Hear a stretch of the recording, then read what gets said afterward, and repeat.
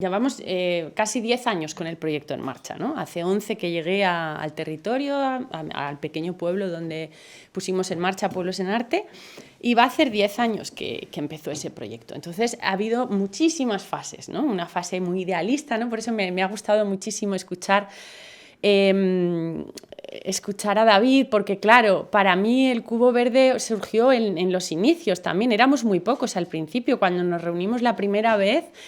Éramos poquísimos, o sea, entonces, claro, de repente te conviertes en una referencia también por lo caminado, ¿no? Por lo andado y por el tiempo también te sitúa, ¿no? Y el tiempo, ¿no? Hablaba que al final lo que te hace cambiar y ir modificando tu punto de vista es la vida, ¿no? Es la vida también. Entonces, bueno, yo escribo poesía, es, digamos, como era mi actividad principal. Antes yo vengo del mundo del teatro y, bueno, pues escribo, ¿no? Hace muy poquito, unos días, escribía esto.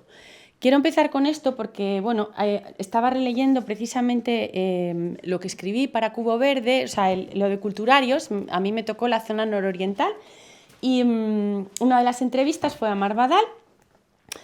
Y entonces, bueno, él decía que esa cultura que duele y que remueve por dentro, esa dimensión de reflexión, ¿no? de reflexionar más profundamente, parece que se niega en el mundo rural, ¿no? Donde los eventos de la cultura siempre están relacionados con el gozo y con el divertimento, ¿no? Pero pienso que quizás hemos conseguido que eso suceda de alguna manera. El otro día en la primera hicimos Bajo Tierra, que es un evento que hacemos que tiene que ver más con ecología, agricultura, recursos locales, aprovechamiento de los recursos locales. Y fue agridulce el encuentro, porque estábamos hablando entre vecinos, la mayoría éramos gente de allí, porque estábamos hablando del agua, que es el pantano, que es y tal, y era todo muy negativo. Es decir, está muy complicada la cosa. Entonces, bueno, yo escribía esto porque lo voy a empezar con esta lectura porque me parece importante. Ya no soy la que era. Quiero que sepas que nadie te salvará. He caminado muy lenta por la senda de la confianza en lo de antes para darme cuenta que solo estamos los de ahora. Solo estamos los de ahora. Nada se salvará sin pasar por nosotros. Ninguna comida llegará a tu boca de forma honesta si no conoces a quien la haya producido. Ninguna ropa te vestirá honestamente si no conoces a quien la ha cosido o, como mínimo, a quien la ha llevado antes. Ninguna vivienda será digna si no puedes pagarla a la vez que comes y vistes a tus hijos. Ningún mundo será justo si no asumes la responsabilidad de todo aquello que consumes. Todo lo demás es mentira. Y lo sabemos. Ya sé que es muy radical, pero bueno, estamos hablando de la cultura incómoda y demás. Luego terminaré con uno mucho más positivo, para que penséis que también escribo cosas. Quiero decir, en este encuentro que se llama Bajo Tierra, ahí veía a mis vecinos y decía, el futuro es negro, o sea, podemos hablar de cultura, pero el futuro es incierto, ¿no? También estaba en las conclusiones que ha leído. Entonces, caminamos, digamos, para mí la cultura en el mundo rural, ese impulso al territorio desde el arte viene en generar espacios como este, espacios de conversación donde se habla de cosas incómodas, ¿no? Porque dices, bueno, hablar es gratis, pues sí, menos mal. Pero es verdad que eso genera movimiento, ¿no? Nosotras la gente nos dice, sois referencia porque han venido 20 personas a vivir, se han vendido casas. Es verdad, ahora mismo en el pueblo hay más gente joven. Pero si han venido, no ha sido porque... Es decir, no era el objetivo. El objetivo era mover. Hacer cosas. En 10 años no hemos parado de hacer cosas. Dime cualquier disciplina, lo habremos hecho. Hemos hecho cosas de circo, de teatro, de cine, de literatura, de todo. Entonces, al final, todo ese movimiento ha traído a la gente. Porque dices, ¿dónde nos vamos? Hay mucha gente igual que se quiere ir a un pueblo, pero dice, ¿qué pueblo? ¿No? Siempre hay alguien que ha ido antes, ¿no? En el caso, yo por ejemplo, pues crecí en un pueblo también de Aragón, en una comuna hippie donde se habían ido unos de Barcelona, luego llegaron otros y se empezaron como a expandir por todas las huertas de la zona de Caspe, de Aragón, y allí viven, ¿no? Entonces, bueno, ese pequeño origen hizo que mucha más gente fuese al mundo rural. Entonces creo que la cultura atrae el movimiento. Entonces, luego me parece que quería hablar también en lo rural, creo que ya lo estaba diciendo antes, que no hay costumbre, o sea, no hay costumbre. Es decir, son lugares muy abandonados para la cultura. Entonces, la gente a lo mejor de aquí o de un pueblo cercano ve este cartel y dice, pues no sé lo que van a hacer. ¿Será teatro? ¿Van a bailar? No sabrían qué es. O sea, estamos en unos códigos que están tan lejos de la gente que vive, hablando de lo de la escucha, ¿no? Esas orejas. Dices, es que yo llevo 10 años en el pueblo y la gente todavía no sabe muy bien a qué me dedico. Y si te apuras, esta vive de subvenciones. Qué gracia. Pero bueno, no sé, hay algo ahí como lenguajes muy diferentes cuando venimos de lo urbano, ¿no? Con una serie de ideas y sobre todo de unas herramientas que dices, con esto no puedes hacer nada, sobre todo al principio. Quizás, pues eso, la mediación, ¿no? El ir trabajando poco a poco, el ir haciendo encuentros desde la vecindad. Es para mí lo que ha funcionado siempre, ¿no? Entonces, ese impulso al territorio ha venido de juntarnos pues alrededor del esparto, alrededor de una película, pero luego tenías que regalar un chocolate porque si no, no venían. Entonces era todo junto, son unos códigos que tienes que aprender para que ellos lo sientan como algo cercano, ¿no? Por ejemplo, es mucho más bonito este jardín, ya, pero es que si no lo haces en el pabellón, no va a venir nadie, pues al pabellón. Bueno, pues tienes que empezar a aprender esos códigos, ¿no? Y trasladar eso es complicado. O, por ejemplo, la fuente. Nosotros empezamos a recuperar la fuente haciendo conciertos ahí, reviviendo los espacios. Que a lo mejor la fuente era un lugar de encuentro ancestral y se estaba perdiendo, por ejemplo. Entonces empezamos a hacer actividades en la fuente y la gente de forma natural descubrimos que acudía porque lo sienten suyo. Dicen, no, sí, yo aquí he ido a reunirme con la gente y a hablar, ¿no? Los espacios es algo súper importante también. Y luego, siempre relacionar el acto cultural con algo divertido. Aunque luego es una de cal y una de arena, ¿no? Siempre intentas, pero sí, para nosotros es importante siempre, como cuando piensas en programar o en hacer un acto en el mundo rural, pensar en, primero, la horquilla intergeneracional es brutal, o sea, va a haber sentados unos niños de 2 años o 3 aquí y la de 90 años ahí en la tercera fila que no oye muy bien y luego, o sea, es tanta la gama de diferentes públicos, ¿no? que se acercan a la cultura en lo rural, que tienes que tener muy en cuenta esto. Luego vinculábamos todo a ese movimiento más de exhibición con esa parte de creación. Es decir, la parte de creación tiene que ver con invitar a los artistas que habitualmente viven en lo urbano a trabajar en lo público. Entonces, pues, venían al pueblo, trabajaban y luego nos decían, queremos mostrar esto al pueblo. Vale, pues recuerdo, por ejemplo, muchas veces las residencias son como muy orgánicas. La gente escribe, quiero ir, quiero hacer esto, bueno, vamos a ver. Tú vienes y después ves cómo lo quieres mostrar y si lo quieres mostrar, porque la gente se conoce. Entonces vinieron unas chicas de Europa que estaban trabajando como las brujas, la feminidad y querían pasear por el campo y hacer un performance. Y yo les dije, primero vamos a hacer una reunión con las mujeres. Y cambió totalmente su forma de presentar el trabajo. Porque claro, son esas personas las que tienes delante. Una cosa es la idea que tienes en la cabeza y otra cosa es el tipo de personas que viven ahí, ¿no? Entonces, bueno, ese intercambio creo que es muy bonito para ambas partes. Entonces, en la creación funcionamos de una manera muy abierta y muy espontánea. O sea, el que escribe nosotros tenemos tres residencias y un espacio de trabajo y lo vamos alquilando porque tiene que ser alquilado, porque nadie nos lo financia, ¿no? Entonces, bueno, la gente aún así sale muchísimo más económico que trabajar en un espacio de creación en la ciudad, con lo cual a veces es mucho más, la gente se concentra más, hay menos distracciones, es como, bueno, pues ahí puedo realmente concentrarme sin ruido, ¿no? Y en una semana, ¡pum!, ¿no? Hago un montón de trabajo. Nosotros trabajamos mucho con compañías de teatro porque, bueno, yo vengo de ese mundo y conocemos mucha gente que tiene que ver con ese mundo.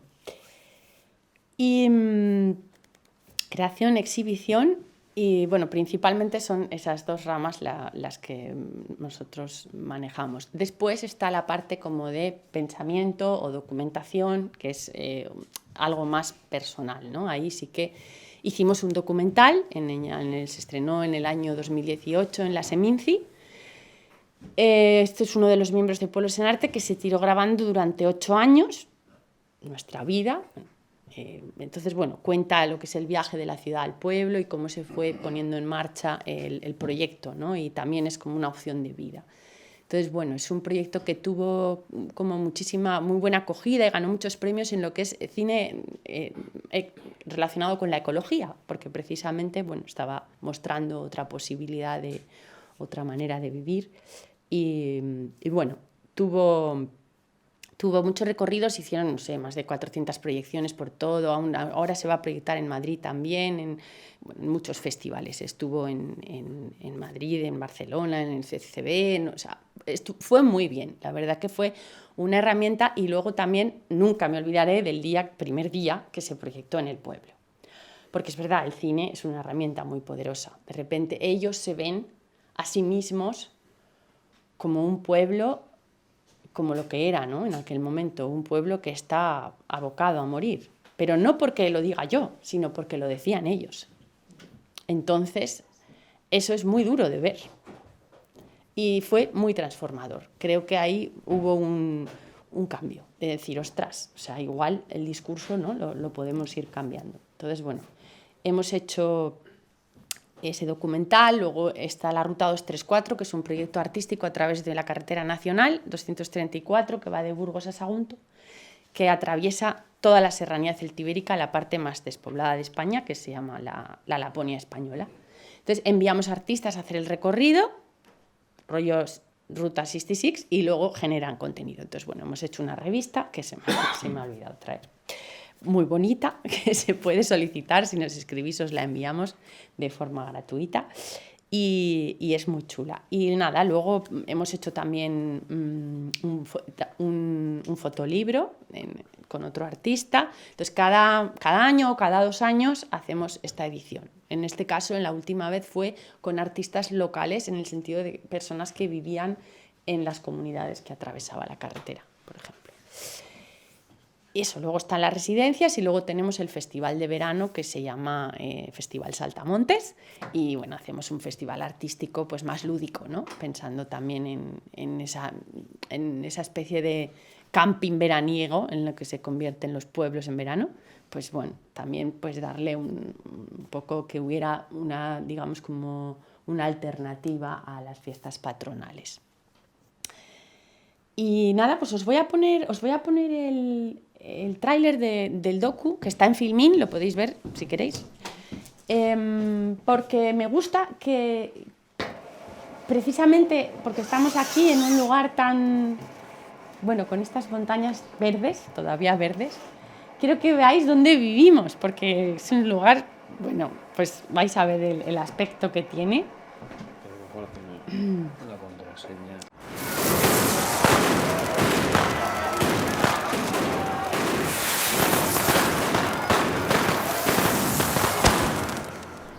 Mi bisabuela poseía una casa en este pueblo, una casa que estaba vacía. Entonces empezamos a venir los fines de semana. Cuando nació Greta, pues decidimos venirnos a vivir aquí.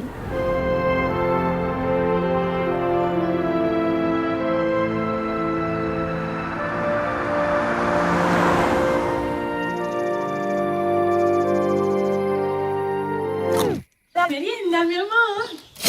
¿Gladiolos de esos o qué? Aquí estoy poniendo gladiolos. La cosa más grande que pasó aquí es cuando tocó la lotería. ¿Qué lotería? ¿Qué lotería? ¿Dónde está la lotería? Somos más pobres todos que las ratas.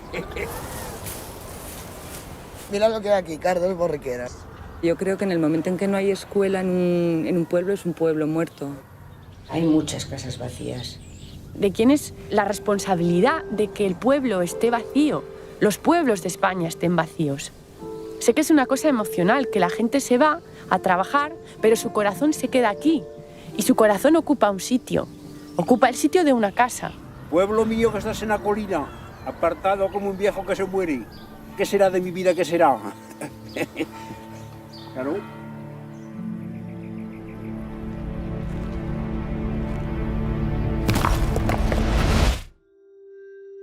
No, sí, sí, sí, no, sí, sí, adiós.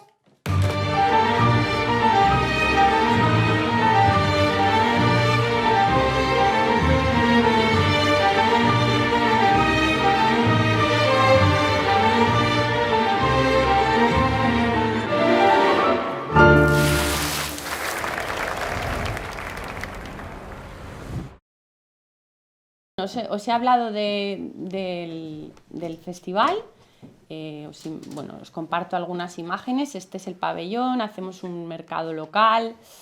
Estos son fotografías de una persona del pueblo que le gusta mucho hacer fotos, entonces bueno, decidimos hacer una exposición con sus fotos. Hemos utilizado la iglesia que Coco, que es una de las fundadoras de Cubo Verde, cantó ahí en la iglesia, que fue maravilloso, porque bueno, era música electrónica, entonces de repente las señoras no sabían muy bien cómo, cómo situarse, pero todo fue bien, porque el cura estaba encantado, ¿no? Fue muy bonito. Hacemos conserva de tomate, porque bueno, nos parece una cosa que es la época y que es muy fácil de hacer y la gente le gusta hacerlo. Hemos hecho, bueno, pues estas cosas del festival, ¿no? Exposiciones, el lavadero, intentar utilizarlo. Ella es Paca también, la que hizo el primer año hizo una exposición de pan también. Utilizar la fuente como espacio. Entonces, bueno. Luego hemos hecho también la butaca rural, que es cine. Estas son imágenes de la ruta 234, que hubo una intervención sobre el adobe, porque allí todas las casas son de adobe prácticamente, con unas artistas, y luego otro hizo el fotolibro sobre el primer viaje fue fotografiar simplemente los paisajes de la carretera. He venido por la 234 hasta Soria y luego ya me he desviado. Y bueno, es una carretera, pues eso realmente atraviesa lugares que cada vez están peor, realmente. Entonces, bueno, esto está en mi pueblo, no te creas, pero bueno. Luego, Cosechando Identidades es un proyecto que hicimos de género con las mujeres, en el que, bueno, hablábamos también de la libertad, curiosísimo, la idea de libertad, ¿no? que pueden tener las mujeres de los pueblos. Cuando empiezas a hablar de ese tema, bueno, tienes unas ideas, ¿no? sobre lo que crees que van a pensar y luego dices, es que no han tenido posibilidad de elegir, ninguna posibilidad de elegir. Y dentro de ahí han encontrado sus parcelas de libertad, pues pequeñas. Entonces, bueno, hemos trabajado también esto. Luego hacemos talleres de todo tipo, talleres con personas de artes escénicas, sobre todo Pablo Mesíez ha venido un par de veces, hacemos talleres de circo. Ofrecer el espacio rural para aprender creo que está muy bien, porque es un lugar, pues eso, que se da al encuentro, que funciona muy bien, como esa concentración fuera de todo el... Luego pues hemos trabajado mucho con los colegios y precisamente, y luego las residencias artísticas, que bueno, pues ya digo, ha venido muchísima gente a lo largo de todos estos años. Y hacemos pues de teatro, de fotografía, de todo. Esta fue una de artes plásticas. Bueno, hemos hecho muchas cosas en todos estos años. Y ya está, ya lo puedes subir porque yo creo que ya no vamos a mostrar nada más. Una de las conclusiones que yo compartí aquí que tuve la sensación cuando yo entrevisté personas de la zona norte, ¿no? Y luego todo lo que era Aragón, o sea, lo que es Aragón y el interior, ¿no? Y comparto aquí una conclusión que escribí, porque, bueno, tiene que ver con esta reflexión que lanzaba Pablo. Digo así. Bueno, esto se llama Las majestuosas montañas verdeando y en los páramos diamantes en bruto. Este es el título que le puse, ¿no? Y digo, simplificando mucho, el verde, el agua, el turismo, Francia y las espectaculares montañas del Pirineo han favorecido que la población se mantenga y que existan y se sigan generando recursos. Sin embargo, en las zonas de los páramos, la despoblación ha arrasado los pueblos. Esta circunstancia extrema hace que los recursos sean muchísimo más limitados, las mentalidades menos abiertas y las posibilidades de cambio mucho más difíciles. Las instituciones locales permanecen ancladas en el pasado y esto supone un hándicap importante para cualquier proyecto que pretenda iniciar una andadura en estos territorios. No sé si esos dos mundos, ¿no? El verde de las montañas y el amarillo del desierto, yo me pregunto si pueden aprender un lugar del otro, si puede la sequedad de los campos regarse con ideas, viajes, apertura mental. Imagino una lluvia reconfortante de confianza y cuidados cayendo suavemente en tierras despobladas y también un aire cálido y seco que recuerde el horizonte y la calma a los habitantes encerrados entre montañas. Es decir, en el lugar donde yo vivo, y supongo que donde vive él también, las posibilidades de poner en marcha un proyecto artístico con apoyo público son, a día de hoy, después de 10 años y todo lo que habéis visto, yo diría que prácticamente nulas. Entonces, o pensamos, como decía en el poema del principio, que que contamos con nosotros, es decir, él es un mecenas, como él hay más personas. Quizás las residencias artísticas en nuestro caso sea una fuente de ingresos. La gente viene y financia utilizando la casa, los espacios, ¿no? Los pajares, los espacios grandes. Somos ricos en espacios. Generar, más inversión privada. Él decía, tiene que ser público, ¿no? Claro. Ahora la Fundación Carasso nos paga esto. ¡Qué bien! Yo también acabo de ir a la Fundación Carasso para decirles, oye, quiero hacer esto. Pues claro, porque nos abren la puerta dentro de lo que cabe. Pues claro, somos un montón. Ellos no pueden financiar la política, las actividades artísticas, con lo que le sobra a una empresa que detrás es una empresa, muy, muy, muy grande. Es decir, yo pienso que realmente a día de hoy, y con lo que he leído al principio, creo que los políticos están en otra. Realmente están en otra. Y ya está. Si partimos de ahí, creo que vamos a avanzar mucho más rápido. No pedimos ayudas. Se acabó. Yo estoy harta. Además, es una manera que decir, la financiación es como decía en un encuentro que tuvimos hace poco Rodrigo Cuevas, es un caramelo envenenado. Es decir, hay dinero, te vamos a dar, imaginaros, 50.000 euros. Punto 1, tienes que adelantar los 50.000 euros. Punto 2, no te vamos a dar 50.000 euros, te vamos a dar 30.000, los otros 20.000 te buscas las castañas. Y 3, te lo vamos a dar en el último minuto. Con lo cual, los intereses de esos 50.000 euros, si pides un préstamo, pones tu casa, pones la cara por la administración, los vas a pagar tú. Entonces, casi mejor no pedir. Quiero decir, contar con lo que tenemos de una manera mucho más honesta y mucho más sin expectativas. Entonces, creo... hilando con lo que decías. Ahora mismo estoy en un momento en el que no tengo ninguna expectativa. Si hago un evento y vienen 3, estoy feliz. Que no sé, no me ha pasado aún. Pero bueno, quiero decir que si viene poca gente no me importa. Es como... Antes no, antes era como... Ay, es que fulanita no ha venido, me cachis, ¿qué le pasará? ¿Qué pensará? Me da igual lo que piense menganita si no quiere venir. Hay que ser mucho más realistas. Y ahora ya sí, me voy a callar porque quiero que preguntéis todas cosas y creo que es interesante que guiéis vosotros por dónde ir y qué preguntas tenéis, porque ya he hablado un montón. Por ejemplo, nosotros tenemos una una duda personal a la hora, como estamos empezando y demás, que solo hemos hecho un evento de residencias, ¿hacia dónde tirar? ¿Si hacia asociación o hacia hacernos autónomos, por ejemplo? Pues no sabemos muy bien qué nos puede venir mejor. Os van a freír a impuestos de las dos maneras y creo que da igual. O sea, da igual, básicamente. O sea, es decir, nosotros somos asociación y pagamos IVA. Y cuando vamos y decimos, hola, somos una asociación sin ánimo de lucro, me tienes que devolver el IVA. ¡Ay, pues que os van a meter una inspección! Pues que nos hagan una inspección, me tienes que devolver el IVA porque es mío y soy una asociación sin ánimo de lucro. Entonces, todo es una gran pelea y muchísimos papeles. Entonces, lo que os sea más fácil.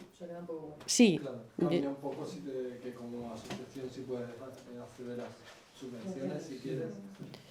Y como autónomo empresario es más difícil. Sí, pero como asociación, en nuestro caso, luego yo me tengo que dar de alta de autónoma para poder cobrar. Claro, con lo cual, las dos cosas. Sí, claro. Al final, no lo sé, si puedes empezar como autónomo y gestionarte, porque no sé en qué lugar estás. Ya te digo, si estás en el norte tienes más posibilidades. Hay unas ayudas ahora que vienen de fondos europeos que el dinero ha llegado a sus personas en toda la parte norte. En el resto de España estamos esperando.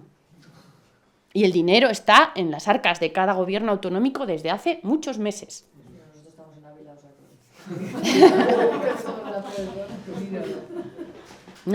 No lo sé cómo está la cosa, pero desde luego en Aragón es que como comunidad autónoma tiene muy poco dinero porque hay muy poca población.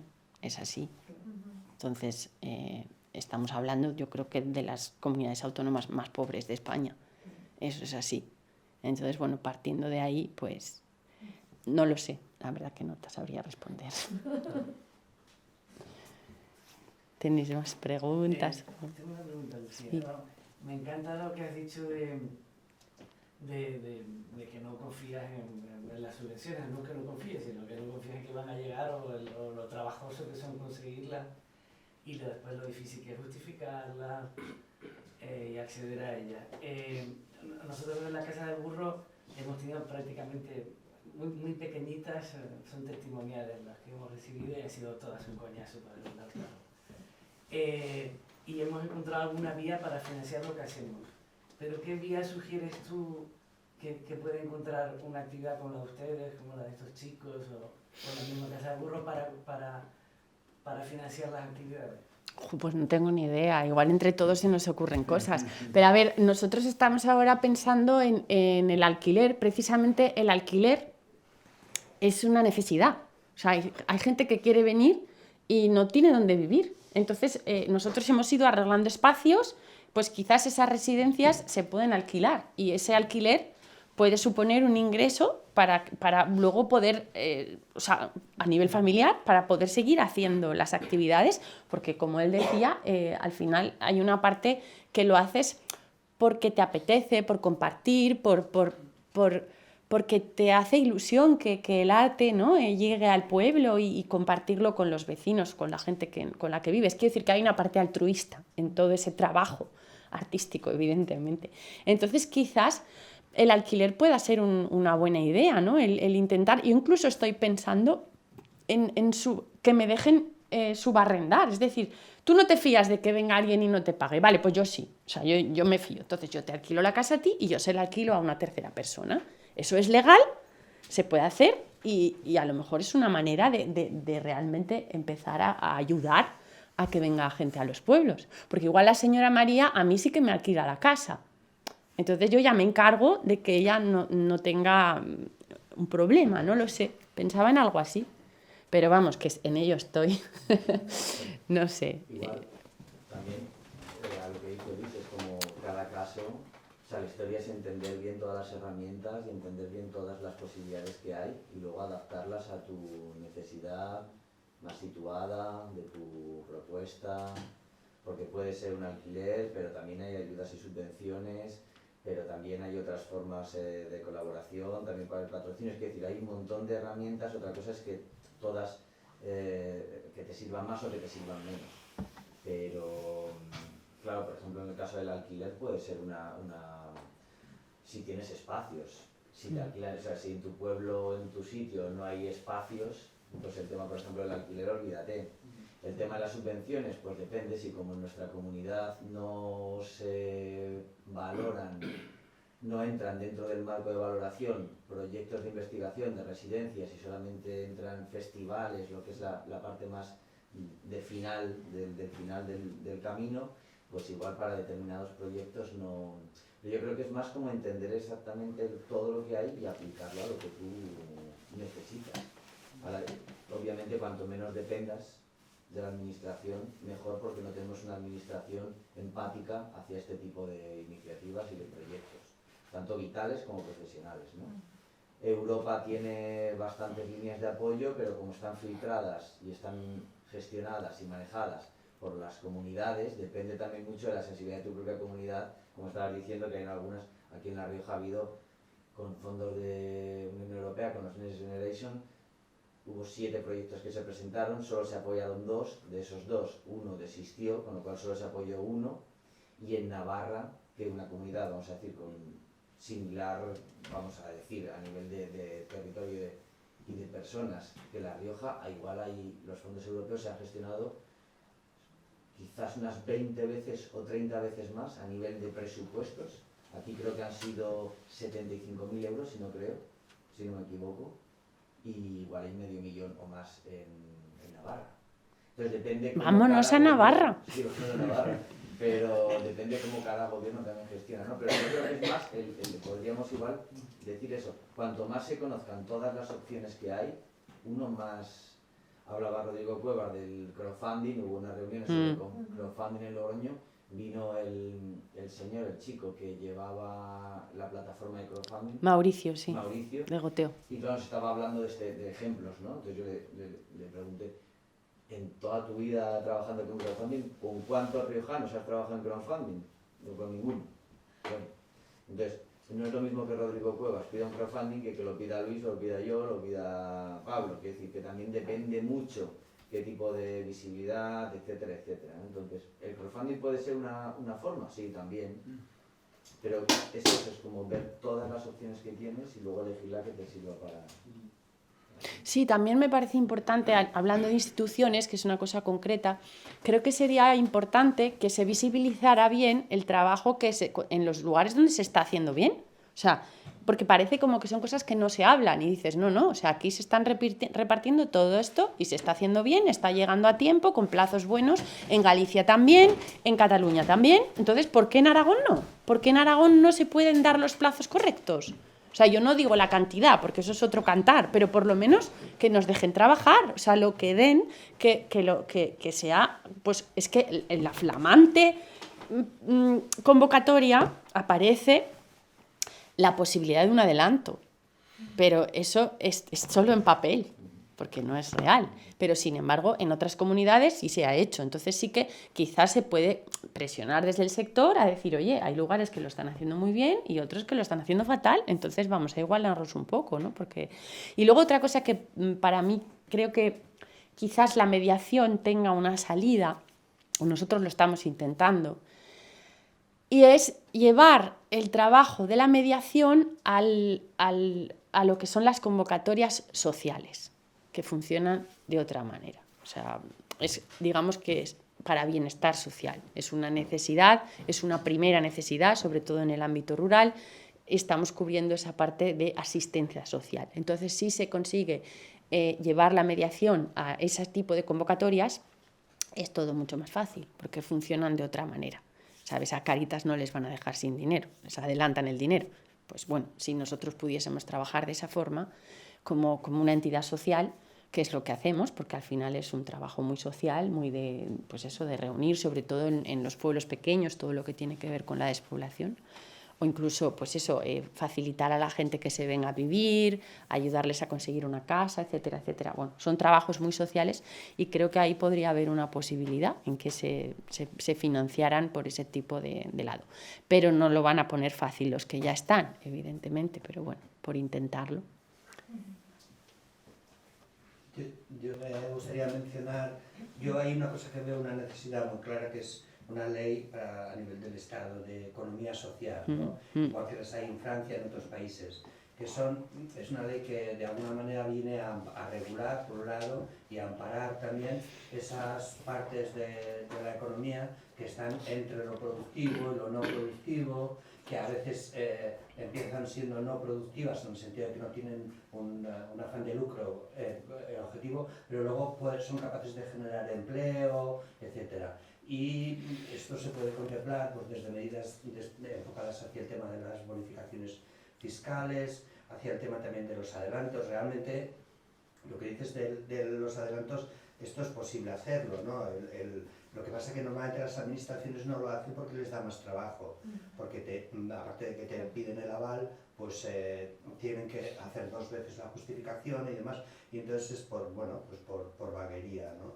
Pero esto ya viene siendo bastante repetido, ¿no? en otros encuentros y tal, y yo pienso que sí que ahora es una situación en la que sería posible convencer a los legisladores de ámbito estatal de que lo hagan, porque en las zonas rurales esto ayuda bastante, ¿no? Y no tienes esa... A veces lo que sucede es que las asociaciones son tratadas con las peores herramientas desde el punto de vista de empresa y las peores herramientas desde el punto de vista no productivo, con lo cual son el capazo de las hostias, ¿no? Por muchas partes, ¿no? Luego, ciertamente, a nivel de las comunidades autónomas, pues sí que es cierto que no se valora suficientemente la capacidad que tienen las acciones culturales, digamos, para reforzar la identidad del territorio, para hacerlo más atractivo, para hacerlo más interesante, ¿no? En España son 8.200 municipios, unos 15.000, 12.000 núcleos. Evidentemente en 20 años, 25 años van a desaparecer un 30 o un 40%. Desde el punto de vista como hábitat permanente, sí que puede ser que, y no es que quiero decir que entremos en una cuestión de competencia para ver quién, a causa de, o sea, quién se alza con... Pero sí que hay una idea que la gente que hemos elegido vivir en un sitio así, tenemos que saber que lo que no hagas tú no va a suceder, que la realidad que no seas capaz de crear no va a existir, y que eres tú que tienes que poner los bueyes para hacer el surco. No va a haber nadie que lo haga por ti. Qué bonita esa frase. No tenemos ni bueyes. Ya. Sí. Pues totalmente de acuerdo, sí, la verdad que... Pero cuando tú hablas de nosotros, a ti te veo, ¿y quién más? Pues mira, ahora estamos 2, Ana y yo. A ver, somos 4 socios, en Pueblos en Arte siempre hemos sido 4, el director del documental, Inés, Ana y yo, bueno, casi siempre. Antes en vez de Inés estaba Fernando, pero hemos sido 4. Entonces, ahora mismo Inés ha tenido que coger otro trabajo en la ciudad, está de directora de artesanos, de una asociación de artesanos, porque no daba. Y Alfonso está trabajando mucho a nivel independiente, como freelance. Entonces, estamos Ana y yo, 2 personas. Y pues eso, no sé, o sea, eso es otro problema, ¿no? Porque claro, una cosa es generar, digamos, las ideas, los proyectos y tal, pero la otra cosa es quién hace luego todo el tema de la documentación, de, yo qué sé, de la contabilidad, de todos los... Bueno, toda la burocracia, ¿no? Sí, no, es que además te come. Entonces, por eso, ahora estamos en un momento, como decía David, ¿no? de barbecho, sí, de parar un poco, pensar, y yo supongo que también tiene que ver con el momento social que estamos viviendo, ¿no? Es un momento complicado, difícil, y no sé si tendríamos que salir todos a la calle a pedir una vivienda digna o a qué, pero vamos, o sea, los agricultores... pues eso, no pueden ya mantenerse en el campo, las empresas pequeñas se están quebrando todas, es un momento muy complicado. Entonces, claro,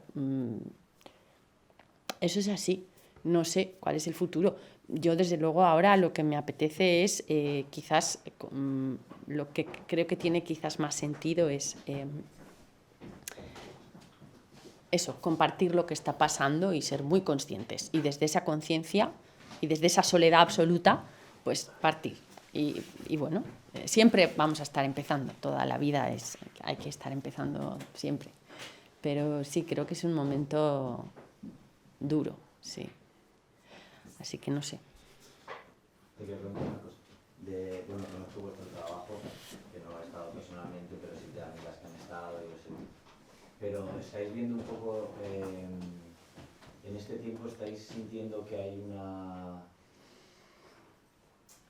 especie de réplica, no sé cómo decirlo, pero como personas que han habitado este proyecto, que han atravesado, que han cruzado, que se han conocido, estáis viendo que estos lo están replicando en sus diferentes comunidades, pueblos.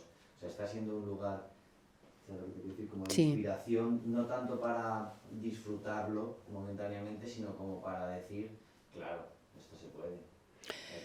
Claro, por eso hablaba que me da una sensación a veces de decir, no sé si he hecho bien todos estos años en inspirar a toda la gente. De verdad lo pienso, porque, o sea, es como, hay momentos duros y dices, ostras, realmente toda esa gente que está como ellos, ¿no? Dices, ostras, ¿cómo lo vais a hacer? Es difícil.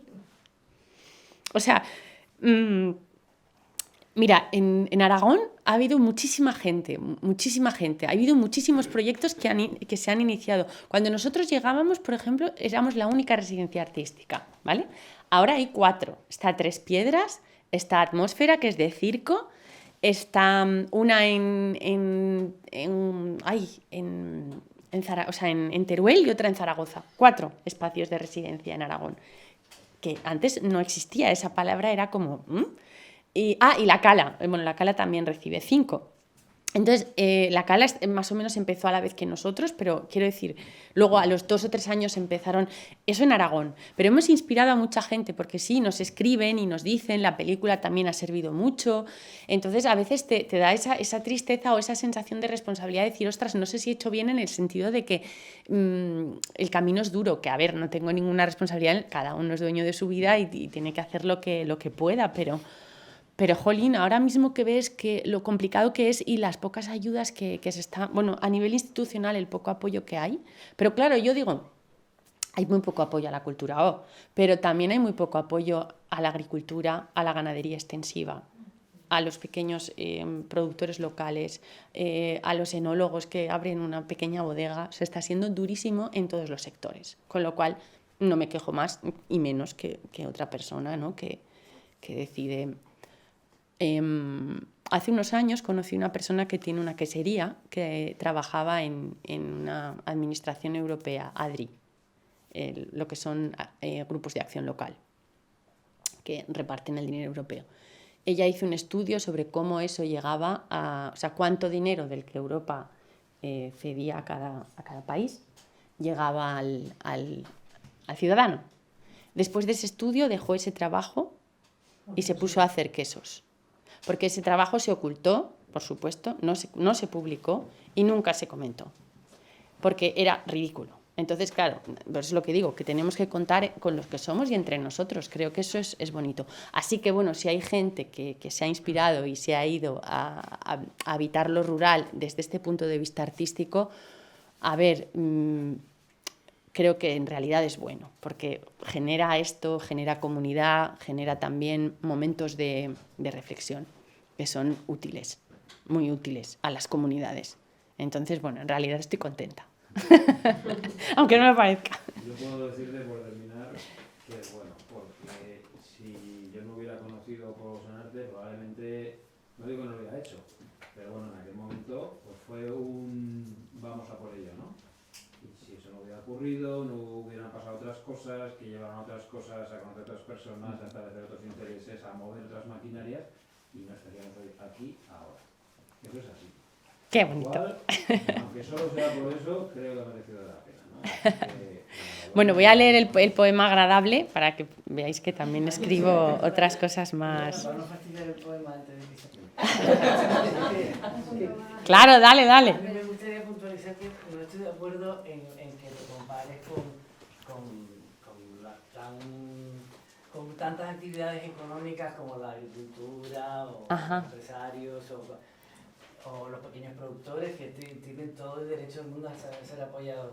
Pero la gran diferencia es que ellos tienen una actividad económica y tú te mueves tú y casi todos nos movemos en el mundo de la cultura, es muy difícil que eso genere una producción, digamos, económica. Y digamos que yo me veo más en el mundo de la sanidad, que sería inviable la sanidad privada si no desmantelara la pública para acabar derivando a todos a la privada, o la educación, sería inviable los colegios privados sin tanto dinero de la concertación para que funcionara. Si tú quieres montar una escuela aquí, pues te doy el espacio y la montas, pero te vas a arruinar, primero porque no hay niños. Y la cultura le pasa igual para mí. O sea, que estamos jugamos en otra liga, sí. Digamos, que realmente lo que hacemos es sustituir a donde los poderes públicos no llegan, que es aquí, pero aquí normalmente no viene, no suele venir, no ha venido ningún representante público a esta sala en muchos años y a ningún otro sitio de la zona. Claro, bueno, a lo mejor también deberíamos pensar, ¿no? Yo, por ejemplo, siempre que hacemos actividades pedimos dinero, siempre, aunque sea lo que tú quieras, pero siempre, porque nos parece importante que sean conscientes que eso vale dinero, ¿no? Si se hace una proyección, pues incluso algunas veces que por lo que fuera era una residencia artística y la compañía no quería cobrar, las señoras me daban el dinero, toma, porque es que esto es muy bonito, o lo que fuera que les hubiera parecido, pero querían aportar económicamente. Antiguamente los cómicos venían, se les alojaba en el ayuntamiento arriba, se les daba de comer durante los meses de invierno y cuando llegaba la primavera hacían la comedia. Eso es una residencia artística en toda regla. Entonces, bueno, era un poco el pueblo el que lo financiaba. No sé, que también hemos perdido esa idea de pagar por la cultura, que creo que han sido unos años 80 en eso, que no nos han beneficiado mucho, y que quizás también habría que pensar en que no todo puede ser gratis. Entiendo que una parte tiene que estar financiada, sostenida por lo público, claro que sí, pero no sé si todo, no lo sé. ¿Alguna pregunta más? ¿No? Pues venga, vamos a acabar. Si no fuera por el olor del tomillo y el verde de la hiedra, no tendría ninguna certeza. Pero esa nadie me la quita. La cara de asombro tras la riada, la gente contenta, la tierra mojada. El sonido del sí entra en la casa. Los niños se bañan aunque haga frío. Y en la fuente sale el agua por los 3 caños. Ya está.